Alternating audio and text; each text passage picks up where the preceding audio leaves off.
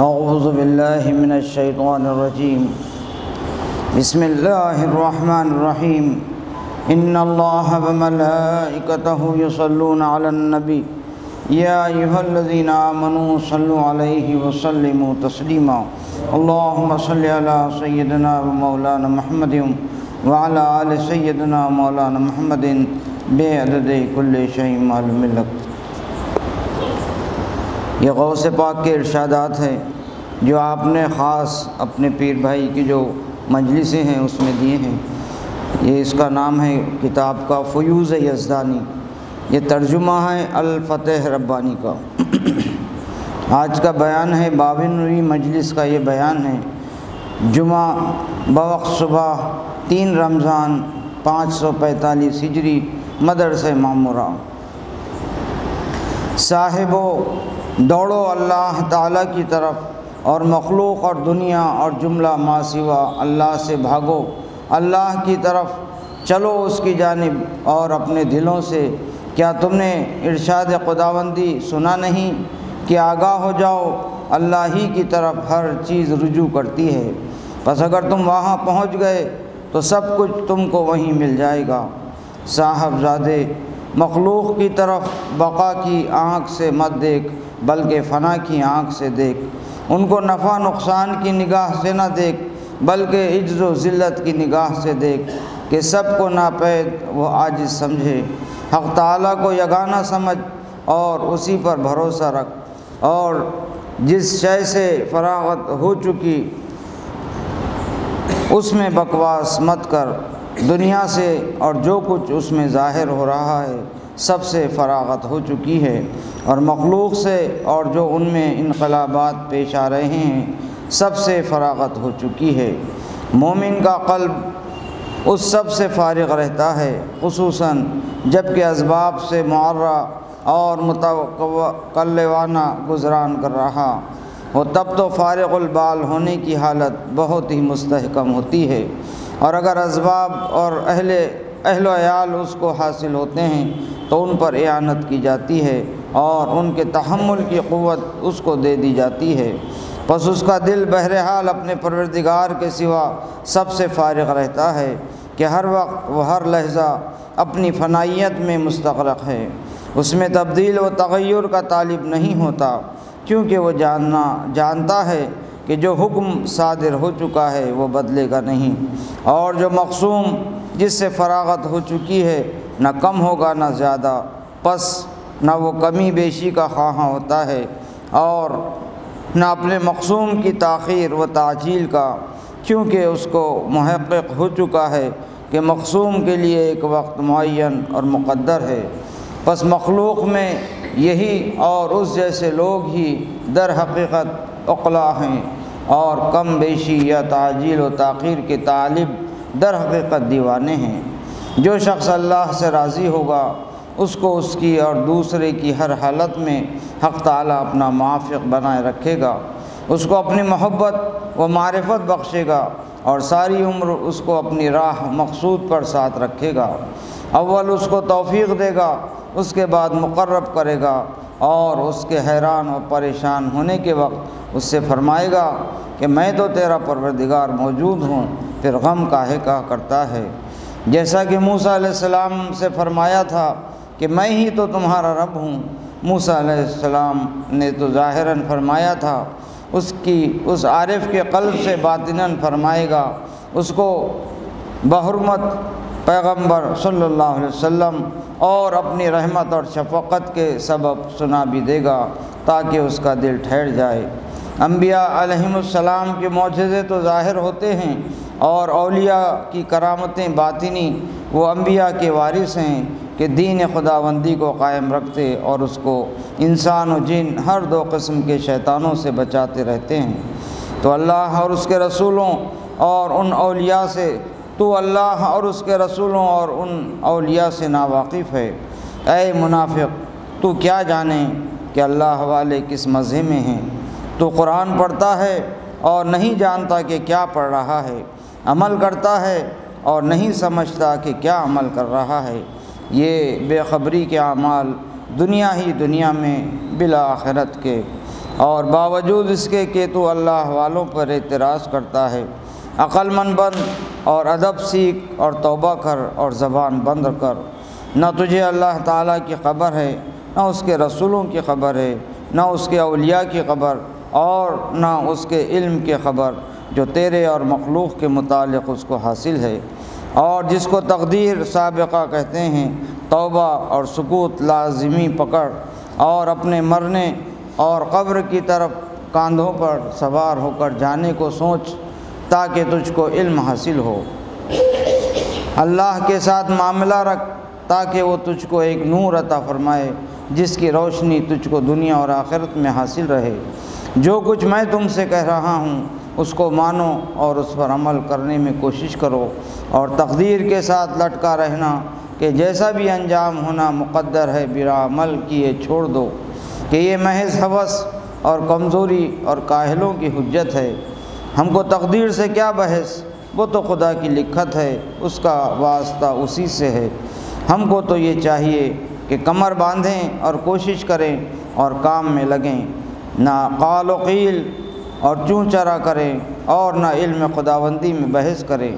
ہمارا کام کوشش کرنا ہے، باقی وہ مختار ہے جو چاہے کرے۔ حق تعالیٰ فرماتا ہے کہ جو کچھ وہ کرے اس کی باس پرس اس سے نہ ہوگی اور بندوں سے باس پرس ہونی ہے۔ جب تیرا کام ختم ہو جائے گا اور حق تعالیٰ تیرے قلب کو اپنا مقرب بنا لے گا اور یہ قرب تیرے لیے صحیح ہو جائے گا، تب وہ تجھ کو دنیا میں بے رغبت اور آخرت میں بارغبت بنا دے گا، اور تو اپنا نام قرب پروردگار کے دروازے پر لکھا ہوا پائے گا کہ فلاں ابن فلاں اللہ تعالیٰ کے آزاد کردہ بندوں میں سے ہے۔ بس یہ وہ لکھت ہے کہ جس میں نہ تغیر و تبدل ہوتا ہے اور نہ کمی بیشی۔ بس اس وقت اپنے پروردگار کے لیے تیرا شکر اور اس کے سامنے طاعت اور نیک کاموں کا کرنا تیرا بڑھ جائے گا، اور باوجود اس کے اپنے قلب کے ہاتھ سے خوف کو مت چھوڑ، اس کی قدرت کو کمزور مت سمجھ، کیونکہ اگر الٹے پاؤں لوٹا کر ملعون بنا دے تو کون ہے کہ اس کا ہاتھ روک لے۔ اور اس کا ارشاد پڑھ، اللہ مٹا دیتا ہے جو کچھ چاہتا ہے اور قائم رکھتا ہے جو کچھ چاہتا ہے، اسی کے پاس اس کی اصل لکھت ہے۔ نیز اس کا یہ ارشاد کہ جو کچھ وہ کرے اس سے پوچھ نہ ہوگی اور بندوں سے پوچھ ضرور ہوگی۔ اس لکھت پر مطمئن مت ہو، کیونکہ جس نے اس کو لکھا ہے وہ اس کے مٹانے پر بھی قادر ہے، اور جس نے اس کو بنایا ہے وہ اس کے ڈھانے پر بھی قادر ہے۔ ہر وقت طاعت اور خوف اور خشیت اور احتیاط کے قدم پر رہ یہاں تک کہ موت آ جائے، اور سلامتی کے پاؤں پر دنیا سے آخرت کی طرف عبور کر جائے۔ پس اس وقت تو تغیر اور تبدل سے بے خوف ہو جائے گا۔ اے وہ شخص جو دنیا اور دنیا کی کشمکش میں اپنے جہل و نفاق اور طلب سے گھسا جا رہا ہے، اے حرام خور، تو قلبی نور اور باطنی صفائی اور دانشمندانہ تکلم کی طمع کس طرح کرتا ہے؟ اللہ والوں کا کلام تو بضرورت ان کی نیند تو استغراقی اور ان کا کھانا بیماروں کا سا ہوا کرتا ہے، پس وہ اسی حالت پر رہتے ہیں یہاں تک کہ لکھت اپنی انتہا کو پہنچے اور موت کا وقت آ جائے۔ وہ فرشتوں کے مشابہ ہوتے ہیں کہ جن کے حق میں حق تعالیٰ فرماتا ہے وہی کام کرتے ہیں جن کا ان کو حکم کیا جاتا ہے، ان کے مشابہ بن جاتے ہیں بلکہ ان سے بھی بڑھ جاتے ہیں۔ پس فرشتے ان کے خادم ہوتے ہیں اور دنیا اور آخرت میں ان کی غائشہ بردار بنتے ہیں۔ صاحبزادے، میری تقریر تمہاری حالت کے موافق نہ بھی ہو اور اس وجہ سے تم کو اس کو سمجھ نہ سکو، تب بھی اس کو ایمان اور تصدیق سے سنو اور جھٹلاؤ مت، کیونکہ میرا کلام قلوب کے لیے توجہ کا کام دیتا ہے۔ پس اس کو اپنے دل اور باطن سے سنو کہ تمہارے ظاہر اور باطن کو چین نصیب ہوگا اور تمہارے نفوس اور خواہشات کی شوکت ٹوٹ جائے گی، تمہاری شہوتوں کی آگ بجھ جائے گی۔ تمہارے حق میں سب سے بدتر چیز تمہاری شہوتیں ہیں جو دنیا کو تمہارا محبوب اور فقر کو تمہارا مقبوض بناتی اور تم کو تباہیوں میں گراتی ہیں۔ ایک بزرگ سے روایت ہے، حقیقی تقوی یہ ہے کہ جو کچھ تیرے دل کے اندر ہے اگر تو اس کو جمع کر کے ایک کھلے ہوئے طباق میں رکھ دے اور اس کو لے کر بازار کا گشت لگائے تو اس میں ایک چیز بھی ایسی نہ ہو جس کو اس طرح عالم آشکار کرنے پر شرم آئے۔ اے جاہل، تجھے اپنا متقی نہ ہونا کافی نہ ہوا، یہاں تک کہ اس سے آگے بڑھ کر جہالت اس در سے پہنچ گئی کہ جب تجھے کہا جاتا ہے کہ اللہ سے تقوی اختیار کر تو تجھ کو غصہ آ جاتا ہے، جب تجھ سے حق بات کہی جاتی ہے تو سنتا اور سستی کرتا ہے، اس کے بعد جب کوئی معترض تجھ پر اعتراض کرتا ہے تو اس پر خفا ہوتا اور اپنا بخار اس سے نکال لیتا ہے۔ حضرت عمر ابن ابی الخطاب رضی اللہ تعالیٰ عنہ سے روایت ہے، آپ نے فرمایا جو شخص اللہ سے ڈرا کرتا ہے وہ اپنے غصے کا بخار نہیں نکالا کرتا۔ حق تعالیٰ نے اپنے ایک فرمان میں ارشاد فرمایا ہے کہ جب تک تم میری اطاعت کرتے رہو تو میں تم کو محبوب سمجھتا رہا، اور جب تم نے میری نافرمانی کرنے لگے تو میں بھی تم سے بغض رکھنے لگا۔ حق تعالیٰ جو تم سے محبت کرتا ہے تو تمہارا حاجت مند ہونے کی وجہ سے نہیں بلکہ صرف تم پر شفقت کے سبب کرتا ہے، پس وہ تجھ کو محبوب بناتا ہے تیرے ہی نفع کے لیے نہ کہ اپنے نفع کے لیے۔ تیرا اس کی اطاعت میں رہنا جو اس کو پسند ہے تو اسی لیے پسند ہے کہ اس کا نفع تجھ کو پہنچے گا۔ تجھ پر لازم ہے کہ جو ذات تجھ کو تیرے ہی لیے چاہتی ہے اس پر متوجہ اور مشغول رہے، اور جو تجھ کو اپنے لیے چاہتا ہے اس سے رخ پھیرے۔ مومن نے تمام چیزوں کو بھلا دیا اور اپنے مولا جل جلالہ کو یاد رکھا، پس اس کا قرب اور اس کی معیت میں زندگی اس کو حاصل ہوئی، اس کا توکل صحیح ہو گیا، لہذا حق تعالیٰ دنیا اور آخرت کے متعلق اس کی تمام مہمات کا کفیل ہو گیا۔ جب مومن کا توکل اور توحید صحیح ہو جاتی ہے تو حق تعالیٰ اس سے وہ برتاؤ فرماتا ہے جو ابراہیم علیہ السلام کے ساتھ فرمایا۔ اس کو ابراہیم علیہ السلام کا لقب نہیں بلکہ آپ کے معنی اور آپ کا حال عطا فرماتا ہے، آپ کے کھانے میں سے اس کو کھلاتا اور آپ کے پینے میں سے اس کو پلاتا اور آپ کے دروازے کی دہلیز پر اس کو سکونت بخشتا ہے، نہ یہ کہ آپ کا مرتبہ ہی اس کو عطا کر دیتا ہے، کیونکہ کوئی ولی کسی نبی کے برابر نہیں ہو سکتا، پس اس وقت اس کا نسب آپ سے صحیح ہو جاتا ہے، بلحاظ معنی نہ کہ بلحاظ صورت۔ تجھے شرم نہیں آتی کہ تیری حرص نے تجھ کو ظالموں کی خدمتگاری اور حرام خوری پر آمادہ کر دیا؟ تو کب تک حرام کھاتا اور دنیا کے ان ظالم بادشاہوں کا خدمتگار بنا رہے گا جن کی خدمت میں لگا ہوا ہے؟ ان کی بادشاہت ان قریب مٹ جائے گی اور تجھے حق تعالیٰ کی خدمت میں آنا پڑے گا جس کی ذات کو کبھی زوال نہیں۔ عاقل بن اور قلیل دنیا پر قناعت کر تاکہ تجھ کو آخرت کثیر حاصل ہو۔ مقسوم کو اپنی زہد کے ہاتھ سے کھا اور تیرا خورد و نوش تیرے مولا جل جلالہ کے دروازے پر اس کی قدرت اور اس کے فعل کے ہاتھ سے اور اس کی معیت میں ہو، نہ کہ دنیا کی معیت میں اور دنیا کے ہاتھ سے، اور نہ بادشاہوں کے دروازوں پر طبیعت اور خواہش اور شیطان و عوام الناس کی صحبت میں۔ جب تو دنیا کو اس طرح کھائے گا کہ تیرا قلب تیرے پروردگار کے آستانے پر ہوگا تو فرشتے اور انبیاء علیہ السلام کی روحیں تیرے ارد گرد ہوں گی۔ پس بڑا فرق ہے ان دونوں جگہوں اور دونوں حالتوں میں۔ اللہ والے ہی عقل مند ہیں جنہوں نے کہہ دیا کہ ہم اپنے دنیاوی مقسوم نہ راستے میں کھائیں گے اور نہ اپنے گھروں میں، ہم تو بس اسی کے پاس کھائیں گے۔ اہل زہد جنت میں کہیں گے اور اہل معرفت اللہ کے پاس کھاتے ہیں، حالانکہ ہیں دنیا میں۔ اہل محبت نہ دنیا میں کھاتے ہیں اور نہ آخرت میں، ان کا کھانا پینا تو انس اور اپنے پروردگار کا قرب اور اس کا نظارہ ہے، انہوں نے دنیا کو آخرت کے بدلے بیچ دیا اور اس کے بعد آخرت کو اپنے پروردگار مالک دنیا اور آخرت کے قرب کے عوض بیچ ڈالا۔ اللہ کی سچی محبت والوں نے دنیا اور آخرت کو ذات حق کے بدلے فروخت کر دیا اور سب کو چھوڑ کر اسی کے طالب بنے۔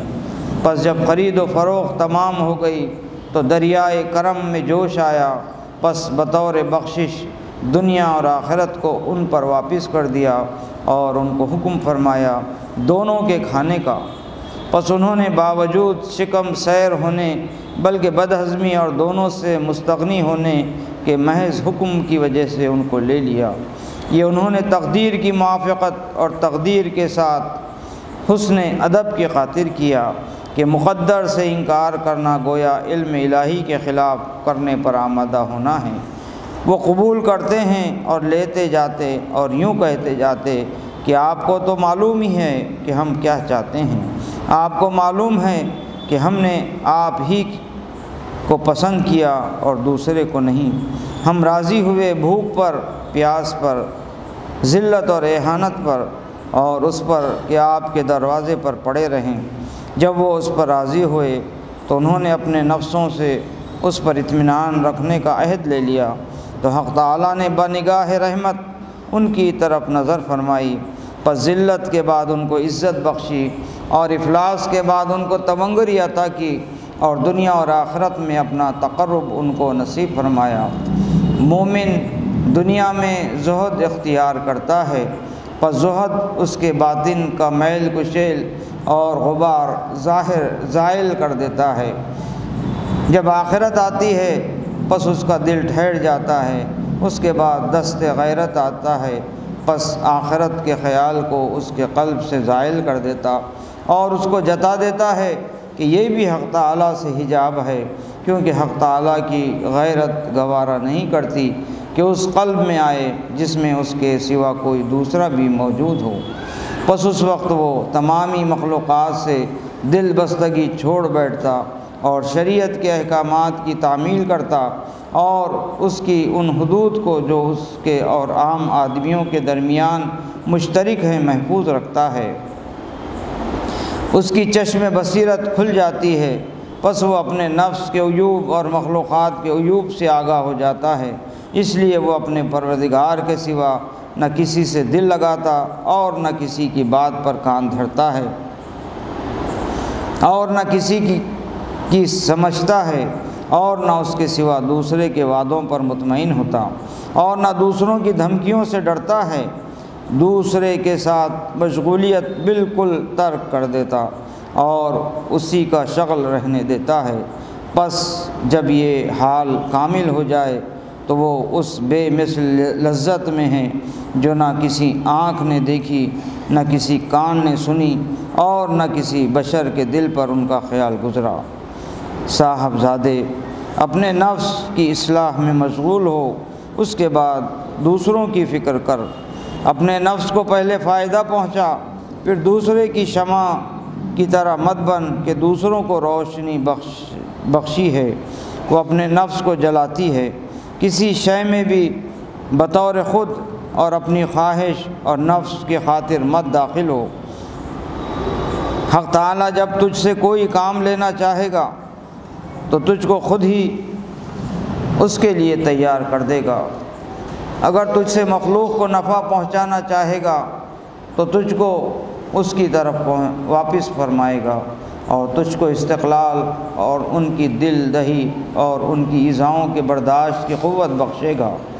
مخلوق کے لیے تیرے قلب میں وسعت عطا کرے گا، تیرا سینہ کھول دے گا اور اس میں حکمت اور دانش القاء فرمائے گا، تیرے باطن کو ملاحظہ اور تیرے اندرون سے رازداری فرماتا رہے گا۔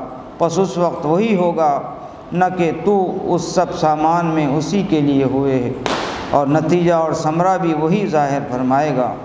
کیا تو نے حق تعالیٰ کا ارشاد نہیں سنا کہ اے داؤد، ہم نے تم کو خلیفہ بنا دیا زمین میں، ذرا ہم نے تم کو خلیفہ بنا دیا کہ ارشاد کو غور کی نگاہ سے دیکھو۔ یوں نہیں فرمایا کہ تم نے اپنے آپ کو خلیفہ بنا لیا۔ پس اللہ والوں کا نہ کوئی ذاتی ارادہ ہوتا ہے نہ اختیار، بلکہ وہ محض حق تعالیٰ کے حکم اور فعل اور تدبیر اور ارادے کے تحت میں ہوتے ہیں۔ اے سیدھے راستے سے ہٹے ہوئے شخص، تو حجتیں مت کر کہ تیرے پاس کوئی بھی دلیل نہیں ہے۔ شاہراہ تیرے سامنے ہیں، حلال بھی ظاہر ہے اور حرام بھی ظاہر ہے، بس اپنی کٹ حجتی سے حرام کو حلال کس طرح بنا سکتا ہے؟ تو حق تعالیٰ پر کس درجے بے حیا بنا ہوا ہے، تیرا اس سے خوف کس درجے کم ہو گیا، اور تو اس کے ملاحظے کو کس قدر زیادہ ہلکا سمجھے ہوئے ہیں کہ خطا پر اڑ کرنے میں مطلق بھی نہیں جھجکتا۔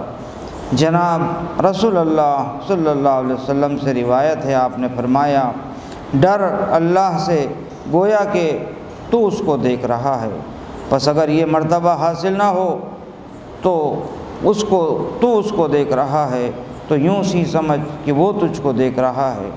اتنا سمجھنے سے بھی اس کی معصیت کرتے شرم آئے گی۔ بیداری والوں اہل اللہ کے حق تعالیٰ کو اپنے قلوب سے دیکھ لیا، پس ان کا انتشار دل جمعی بن گیا۔